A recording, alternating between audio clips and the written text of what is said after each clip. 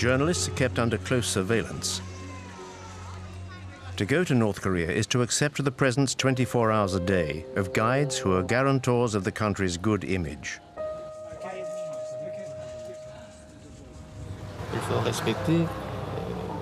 The law must be respected. We do not allow French journalists to go out alone. Our country, North Korea, does not like the French. Why? Because they took part in anti-North Korean operations. There never were any French operations against North Korea. But in Pyongyang's eyes, every foreigner is a potential enemy who has to be closely watched. It's the sworn duty of each guide to chaperone the visitor and regurgitate the regime's propaganda. Even these official North Korean guides may not be filmed. During our stay, we will be confined to our Pyongyang hotel, with absolutely no chance of being allowed to go out into the city unaccompanied.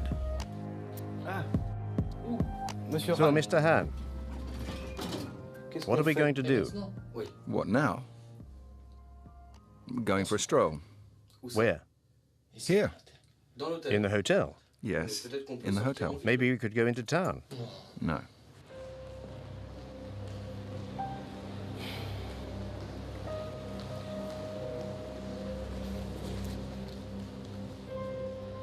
Having spent several hours wandering around the hotel lobby, we finally get authorization to go out. Any trip is pre-programmed and serves the objectives of the propaganda machine. The house where the founder of the nation was born reminds foreigners of President Kim Il-sung's heroic deeds and helps to affirm the family's legend. When she was 14 years old, the president left his native home, Mangyongdae, firmly determined not to return before Korea became independent. Since then, the president led the 20-year-long arduous anti-Japanese armed struggle to a shining victory and finally liberated our country. So our country... Hundreds of North Korean soldiers are taking part in a mandatory pilgrimage to honor the eternal president's memory. From the grandfather, Kim Il-sung, to the present incumbent, his grandson, Kim Jong-un, the leaders are as one in official pronouncements. Well, we now have the respected Comrade Kim Jong-un as our Supreme Commander. He is exactly like the President Kim Il-sung and the great General Kim Jong-il in his ideal leadership and in his humanity. So our Korea will always emerge victorious in the future too, under the wise leadership of the respected Marshal Kim Jong-un.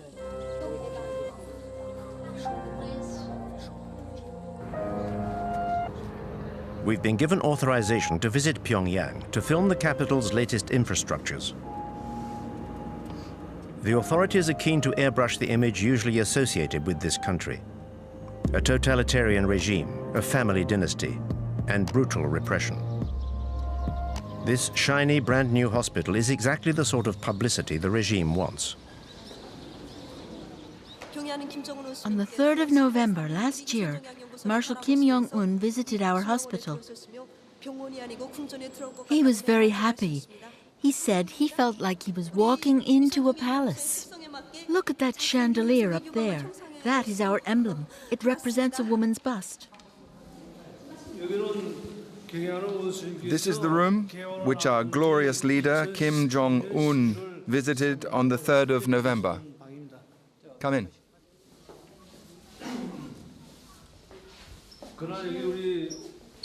This is the bed the Marshal sat on when he came here. He asked how long the patients stay here. And Marshal Kim Jong-un sent us this 42-inch television the day after his visit. So you sleep here, is that right? You're a patient here? Yes. Do you speak French? A little. What a stroke of luck. The first patient we meet and she speaks French. How much longer are you going to be staying here? A week should be enough, I think. Wearing her hospital clothes, this patient is giving the performance of her life in this well-directed play.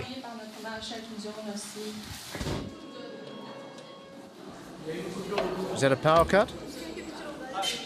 But reality soon kicks in again.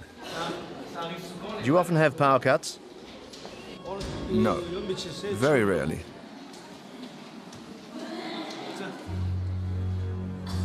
The hospital's employees do their best to remain unmoved by such events. Nothing can tarnish the image of the country and those who run it.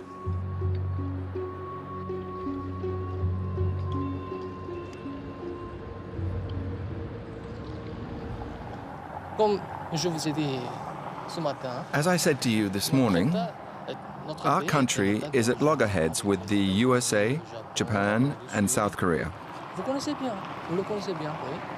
So we need a strong military, many soldiers to defend the fatherland.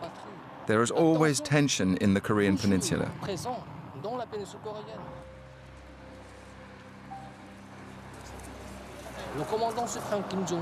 And Commander Kim Jong-un is very young. He has declared, if our enemies dare to light even the smallest fuse of a war, Korea will strike a lethal blow, which will definitively unite the country. Reunification of our nation is the most fervent wish of every Korean.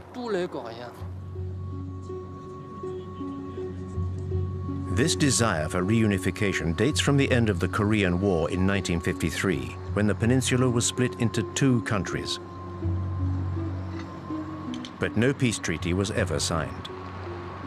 Officially, the two Koreas are still at war. North Korea was subsequently run by Kim Il-sung until 1994, and then by his son, General Kim Jong-il, who died on the 17th of December, 2011.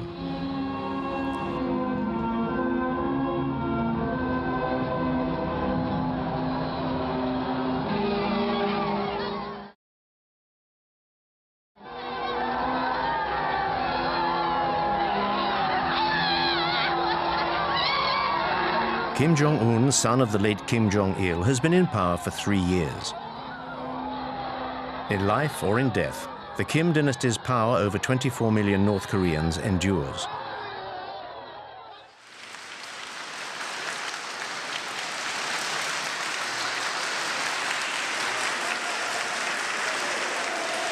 The Kim family is the first communist dynasty in history. The new incumbent was presented to the people as a natural successor. Barely 30 years old, Kim Jong-un was quickly awarded the titles of Supreme Commander and then Marshal, and set about consolidating his power. Kim Jong-un's accession to power gave birth to a new hope in the hearts of the North Korean people.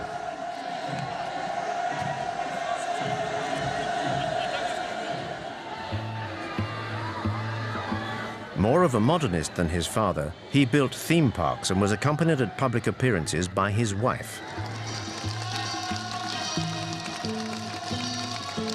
No North Korean leader had ever been seen to be so liberal before.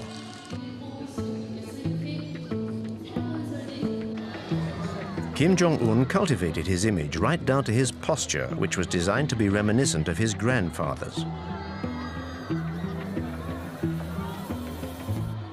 Propaganda has now established him as the third strongman of the North Korean nation. The leader is the country's brain and the people are its body. Our guide is here to remind us of this. Marshal Kim Jong-un is exactly like General Kim Jong-il in his human virtues, his political leadership, and his philosophy. Therefore, everybody respects and idolizes him. The guide's rhetoric is always the same. Under Kim Jong-un, devotion to the leaders remains almost religious. Like all transient foreigners, we are constrained by the regime's demands.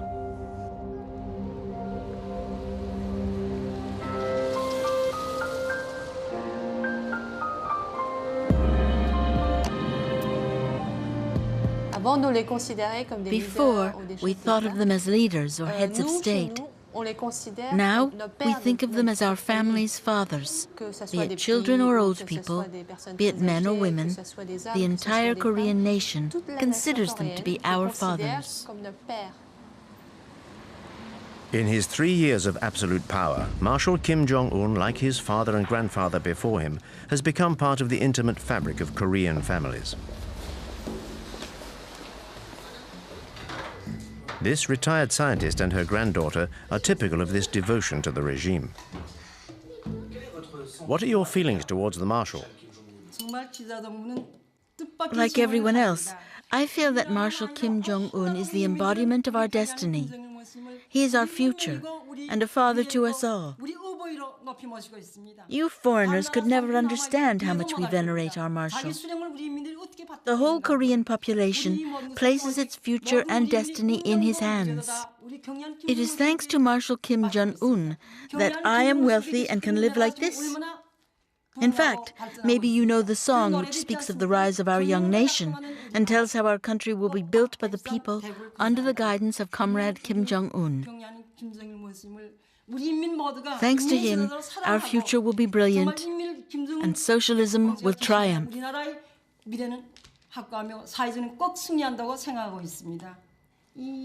How about a song?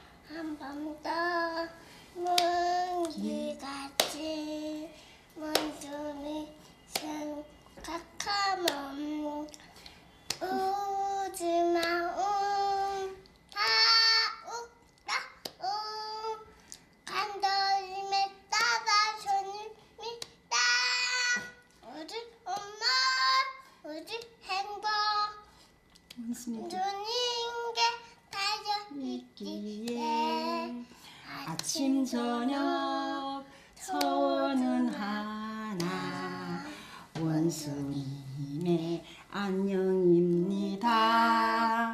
You see, even little children miss the Marshal, so they salute him in their songs. Your granddaughter who just sang, she's 2 years old. What kind of future do you want for her? What kind of country will she live in? I feel sure that she will live in a strong and prosperous country that will incarnate the might of Mount Baekdu. That she will live in a world where she will have no cause to envy others.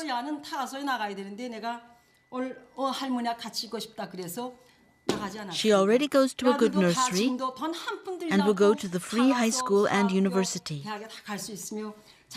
We hope she's going to be a scientist like her grandfather.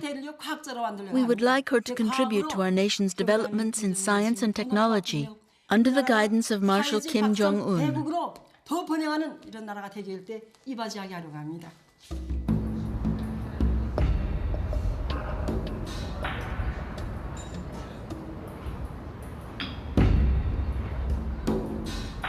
Under Kim Jong-un, the nation's future elite is being coached in Pyongyang's model schools.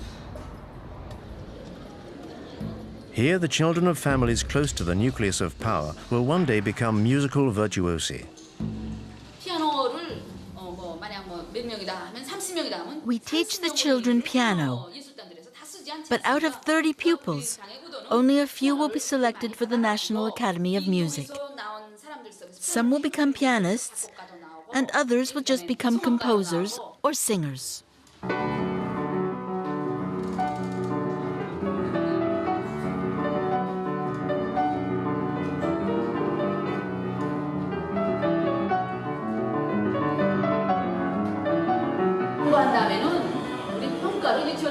Our junior school gives out these red stars as rewards to children for good work. And when they see these stars, it also makes them want to join the army.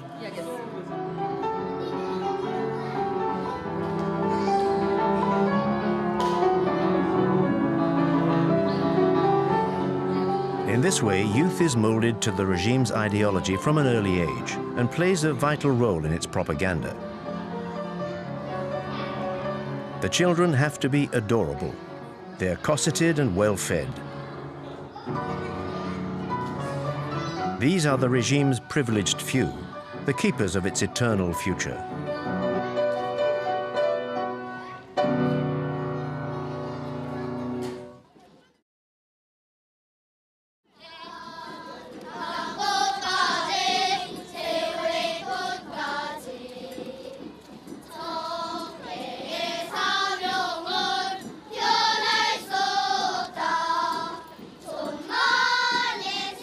From infant school through to university, devotion to the leader seems unfailing. But all the parades, songs and smiles hide another reality. The images that we filmed in North Korea give no insight into how this enigmatic country really works. Only North Korean refugees who have fled their homeland can genuinely shed light on the country's everyday life. What your footage shows is children who are all at the same level. The ones who lead the parades on the streets of Pyongyang are psychologically groomed throughout their time at school, and usually they have access to better facilities, owing to their parents' position, because it's a privilege to lead parades like this through the streets of the capital.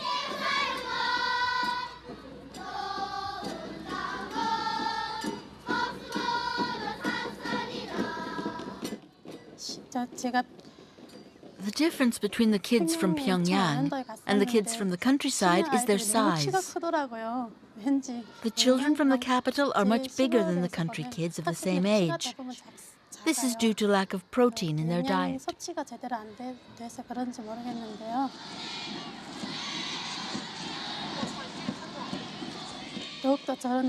Now a whole host of new songs glorifying Kim Jong-un is being taught to the children. And they teach them to us, their parents.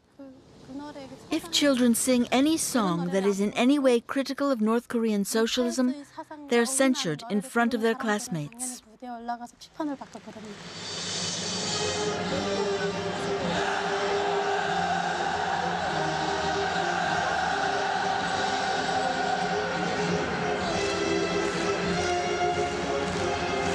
This indoctrination of youth is an absolute priority.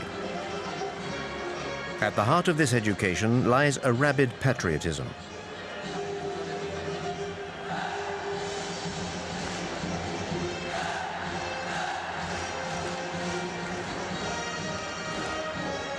These children are the future of North Korea and have to be ready to defend their nation. These mass spectacles are designed for the North Korean nation to promote its sense of power.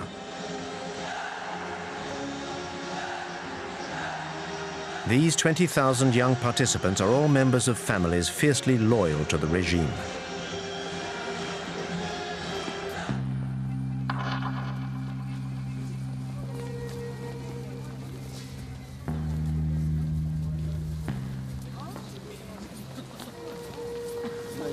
These Pyongyang citizens are an essential part of the regime's rhetoric, at its very core. Students, teachers, and high-ranking military officers whose loyalty is beyond question. These men and women from the capital's elite are the only people allowed to meet foreigners. Like the Park family, a couple of university professors hand-picked by our guides. The Park family's exemplary conduct has enabled them to move into this block of flats. I'm still emotional talking to you now. We used to live on Mansadong Hill over there, in a flat on the 15th floor of a building, where those two statues of our leaders are. We were given this apartment on the 2nd of July 2012. Marshal Kim Jong-un came to visit us on the 4th of September 2012. He looked at every room, even the bathroom. He turned on the tap and the water ran freely, so he was very pleased. I couldn't believe how lucky I was to be able to live in a flat like this. When our Marshal Kim Jong-un visited us, I even asked him, "Dear leader, why is it that a family like ours is allowed to live in such a luxurious apartment?"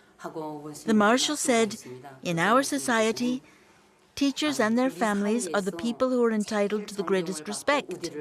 If people like you can't benefit from living in a place like this, then who can? You deserve to live here." That's what the Marshal told me. A model flat for a model family. Happiness, North Korean style, is, like everything else, stage managed. In order to ensure their loyalty and to disguise the iron rod hanging over the population, Kim Jong-un has transformed Pyongyang into a shop window for the regime's privileged few. Our Marshal Kim Jong-un is trying to ensure that all our people can enjoy a happy life. He wants the people to be able to live in a civilized country, a civilized and socialist country. It is his will and his intention that the people may one day enjoy a very modern lifestyle. This shows that we're trying to develop not just the leisure industry, but also sport, healthcare, and culture. We're trying to live in a more civilized world, basically. The despot Kim Jong-un has decreed the North Koreans should have fun. The country has supposedly entered a new era with fun for everyone. At least, that's the image that the authorities want to display to foreign visitors. On the outskirts of Pyongyang, this equestrian center is Marshal Kim Jong-un's latest creation. This equestrian center is for the benefit of everybody: workers, employees, old people, and even small children. Nothing is left to chance. There's no room for improvisation. I'm on my way. They want to see the merry-go-round. Get everything ready quickly and let the others know. We're on our way.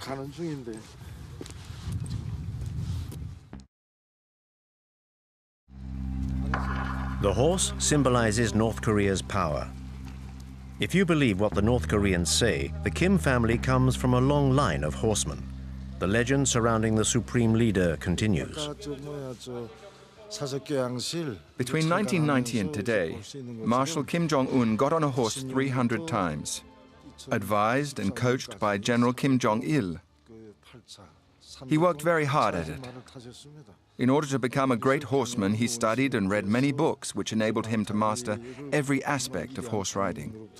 That's why he's such an expert now. The myth surrounding Kim Jong-un borders on the grotesque. Indoctrination seeps into every aspect of life. Our presence here serves to export this ultra-propaganda across the country's borders.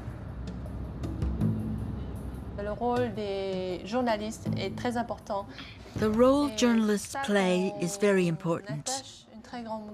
That's why we're taking the documentary you are making of our country so seriously. We hope that you will take what we have told you and turn it into a fair and objective documentary. Part of the schedule for the day is a visit to Marshal Kim's latest folly, a ski resort 200 kilometers from Pyongyang. His time studying in Switzerland gave him a taste for winter sports.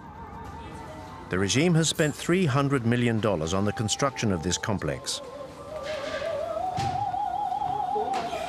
But Kim Jong-un has also achieved his objective of circumventing the embargo on leisure goods imposed by the international community. We have 10 ski slopes here at the Masik Resort, 9 for professional skiers and 1 for beginners. We started building these slopes in May 2013, and we finished on the last day of December 2013. That's what the Marshal required, and we achieved it. Our leader even promoted our resort all over the world.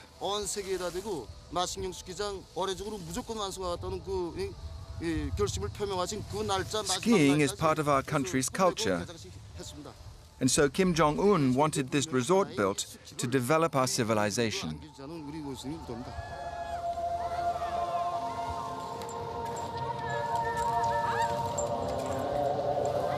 But who in North Korea can afford the luxury of a holiday here? No one is willing to explain the circumstances of their stay here. The resort was designed with the people in mind, and the prices too have been set with the people in mind. In Marshal Kim Jong-un's socialist country, money remains a taboo subject. Only 5,000 North Koreans are estimated to have the means to use this resort.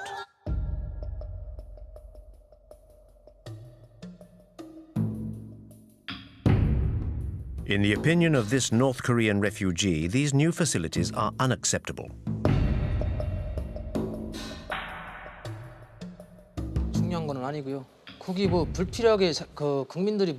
It's all so ridiculous.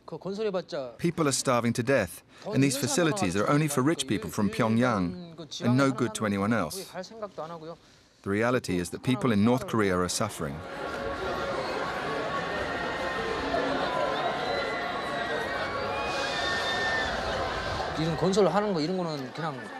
When I see all these leisure facilities being built, I think to myself that it's just to placate the people and show people abroad that the country is capable of achieving these things. All the money spent on building these things could have been redistributed throughout the population. This is just throwing money out of the window. North Korea's economic difficulties do not stop the regime from spending money hand over fist. Every 2 years, Pyongyang puts on a film festival open to foreigners. This is a way for the authorities to present an image of cultural and material prosperity to the world.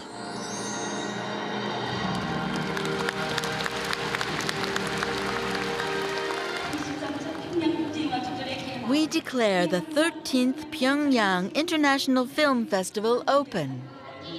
The films and cartoons shown all follow the party line, of course.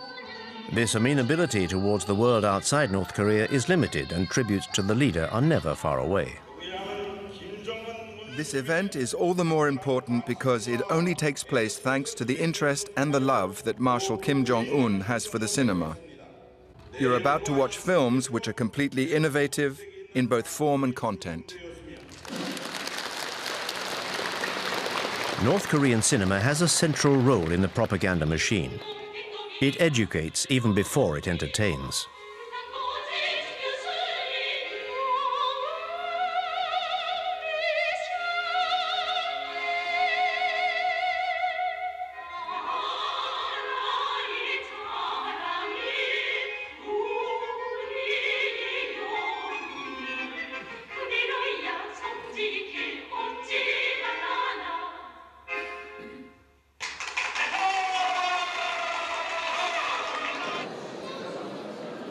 The film festival also allows the regime to present itself in a good light, a message relentlessly driven home by the Ministry of Culture.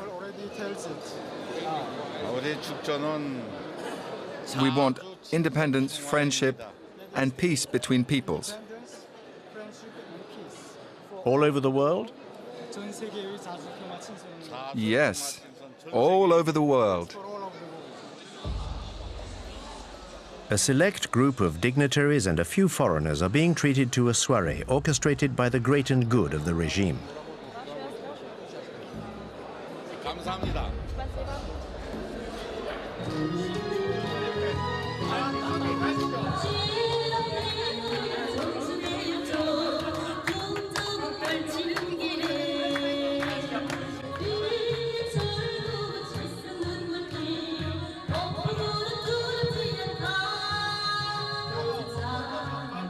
But behind this facade of a smiling, prosperous North Korea, the regime maintains control over every citizen's life.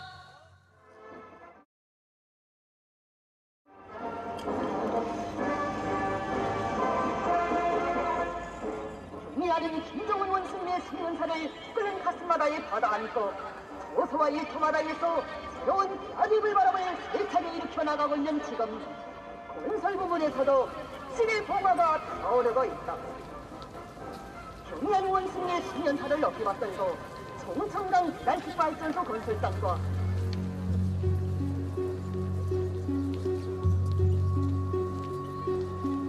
In this country of supreme leaders, even the smallest event is an opportunity to pay tribute to the leadership.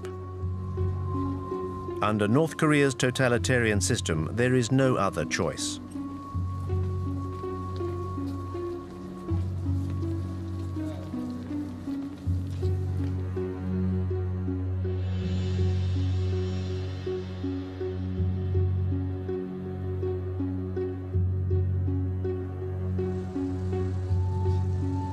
To commemorate the 60th anniversary of the end of the Korean War, the population of Pyongyang is requisitioned to pay tribute to its army. General Kim Jong-il said, "To safeguard our country, one can live without candy, but one cannot live without bullets." Our guide's words are directly influenced by the Songun doctrine, devised by the former leader Kim Jong-il, which gives the army the dominant role in building North Korea's socialism.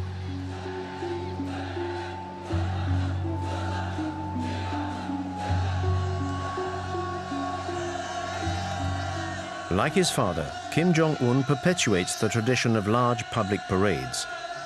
In this way, he sets the scene for his own power and that of North Korea.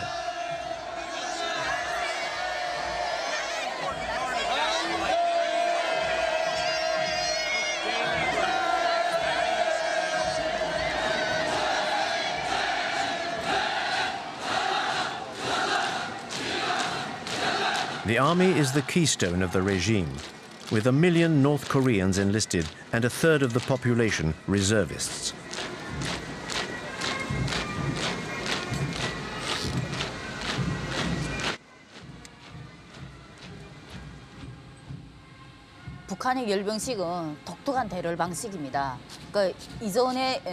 These parades are quite remarkable.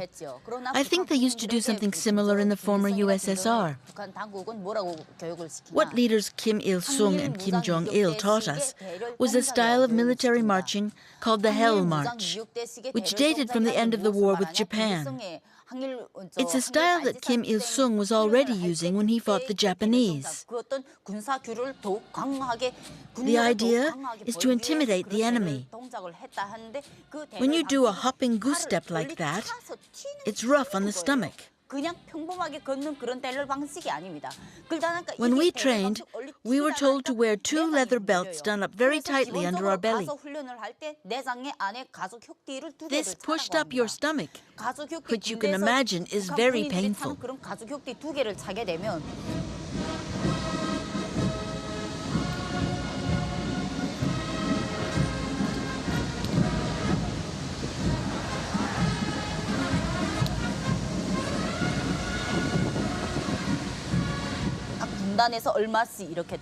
I took part in training for these parades while I was a student at military college.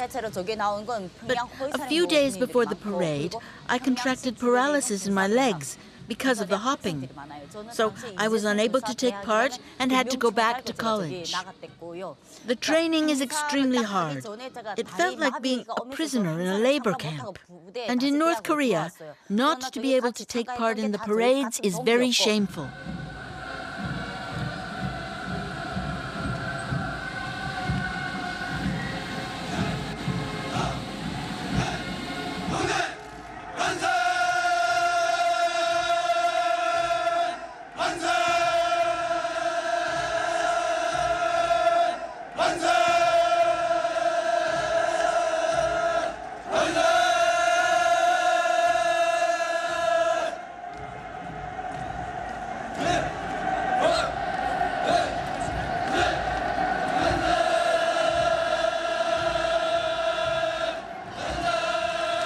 In order to establish his authority over the army and the party, Kim Jong-un took his inspiration from the darkest days of Stalinism.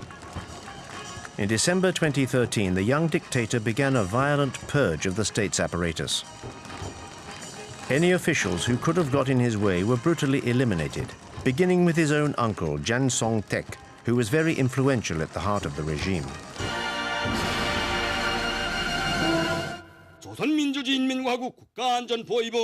The Special Military Tribunal of the Ministry of State Security of the Republic of Korea has found the accused, Jang Song-taek, guilty of acts of subversion against the state. His goal was to overthrow the power of the proletariat by aligning himself with our ideological enemies. This crime carries the severest penalty under Article 60 of our Penal Code. This upstart, this traitor to the revolution, is condemned to death. The decision is to be implemented with immediate effect. Jiang Song-tek was shot, according to the party line, for fomenting a coup d'etat. He was said to be overly immersed in commercial activities with China. Any hope of the regime relaxing its approach was definitively snuffed out. Kim Jong-un has asserted himself as a warlord. His frequently bellicose directives are followed to the letter by North Korea's soldiers. After the Kim Jong-un regime took power, training became more and more intense. He was determined to crush South Korea by force. He was very insistent on the weapons we had to use and ordered us to use all our ammunition on every training drill. I remember the directives changing when he took over. We had to go up into the mountains more and more often for training sessions, 2 or 3 times a week. And everything changed from a military equipment point of view. We got new and better munitions, like armor-piercing bullets. I think Kim Jong-un wants to prove to Koreans that he is capable of preparing the country for a war against South Korea.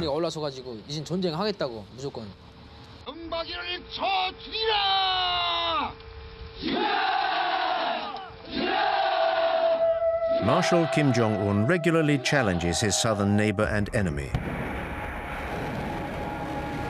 The regime's belligerent rhetoric goes hand in hand with provocative acts such as nuclear trials or military maneuvers. The state needs an enemy to justify the economic priority given to the military. This policy operates with no regard for the population, which outside Pyongyang is still vulnerable.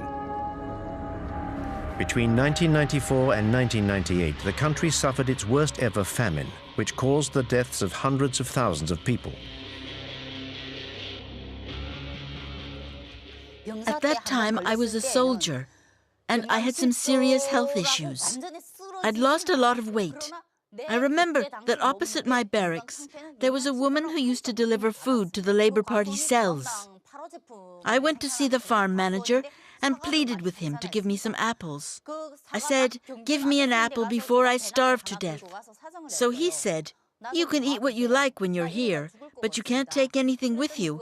Otherwise, all the other soldiers will end up coming here and your superiors will confiscate your food." I lived on an apple in the morning and an apple in the evening for several months.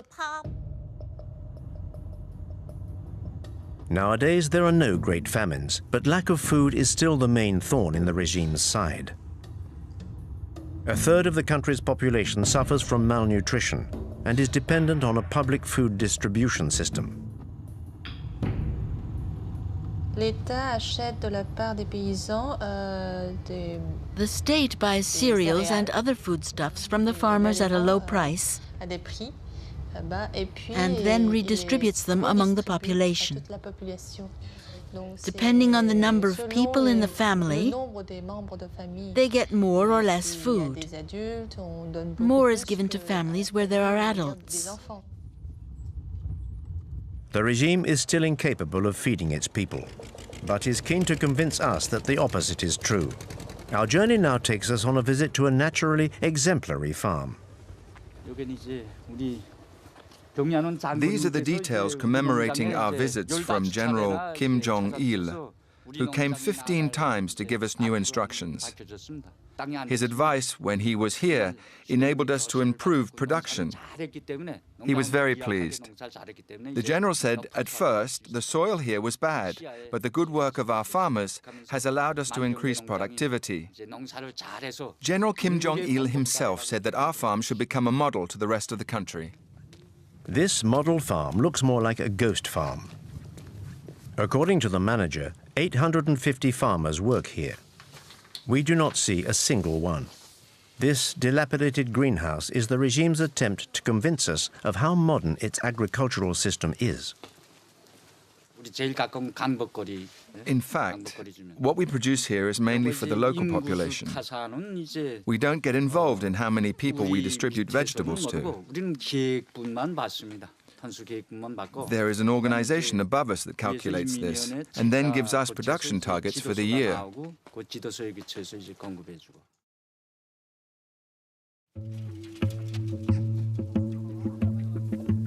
But the targets set by the authorities are unattainable.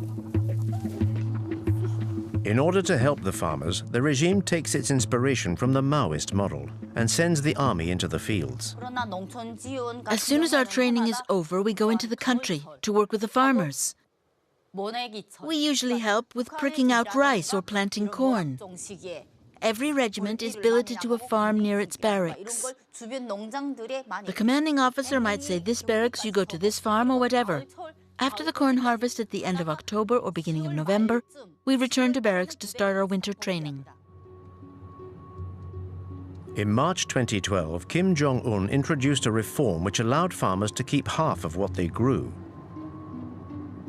But a lack of fertilizer and farm tools prevents the country from being self-sufficient, and this fundamental principle remains out of reach.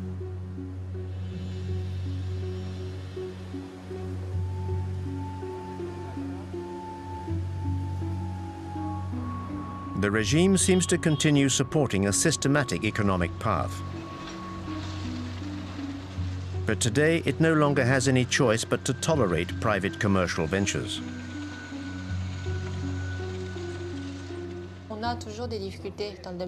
We still struggle economically.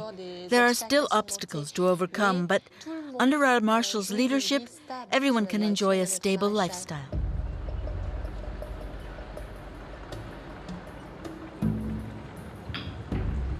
The regime has succeeded in maintaining this stability by cutting off its population from the outside world. Only a handful of North Koreans managed to get around this isolation via the black market.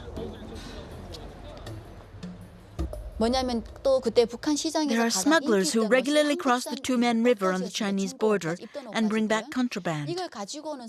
I went into business with a bunch of friends, and I remember everyone copying and burning South Korean DVDs brought in from China, and then selling them in the markets. In North Korea, buying DVDs like this is expressly forbidden and goes against the regime and the law. It is actually dangerous to even own them. But there are fewer controls in the evening, so people get together around 10 or 11 and stay up until dawn watching recordings of popular TV series. I remember a very popular South Korean series which showed a casino in a capitalist country. You saw money changing hands, which we'd never seen before. Because all you see on North Korean television is documentaries about Kim Il-sung and Kim Jong-il. And it's still the same today. But in those South Korean series, I saw apartments and wardrobes full of clothes and shoes. The North Korean regime keeps on telling us that South Koreans are very poor. But the people in those series were really fashionably dressed, and I loved it.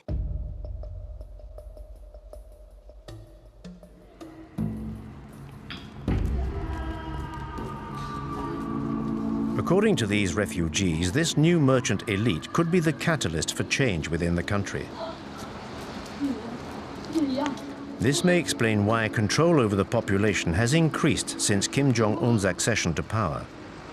North Koreans have absolutely no chance of leaving the country legitimately.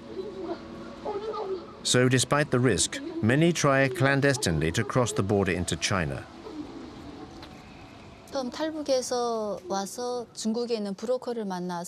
The first time I fled North Korea, I met a middleman when I arrived in China and was sold to a Chinese farmer. When you're on Chinese soil, you're considered an illegal immigrant and not a refugee. I ended up getting caught, and the Chinese authorities sent me back to North Korea. I was sent to a labor camp for a year. I was beaten for 3 days. The first few days are meant to frighten you and make you confess your crimes. Once you've confessed, you're sent to a labor camp or to prison. When they were torturing me, they prevented me from sleeping, and they hit me here, in the eye.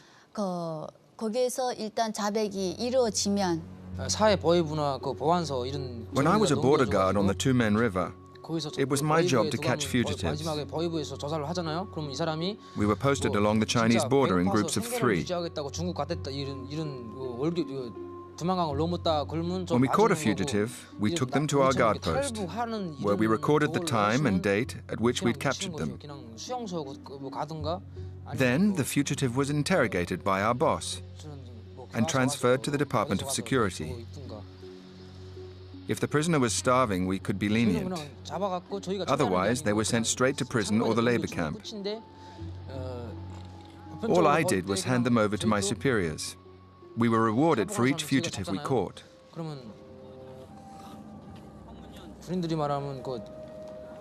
I stopped about 8 people from escaping across the Tumen River into China. If you catch 1 fugitive, you get a medal. If you catch 5 in the same year, the Labour Party awards you prizes and even holidays so that you can go home and see your family.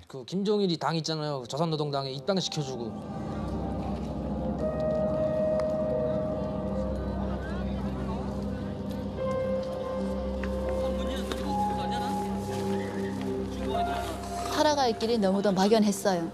그리고 이미 Once I left prison, I wondered how I was going to carry on living with no identity. I was considered a traitor to the nation, so I had no future in North Korea. I tried to flee a second time.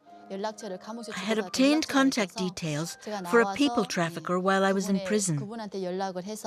Thanks to him, I managed to cross the Tumen River between China and North Korea. With the fake passport he made me, I got on a boat to South Korea the following day.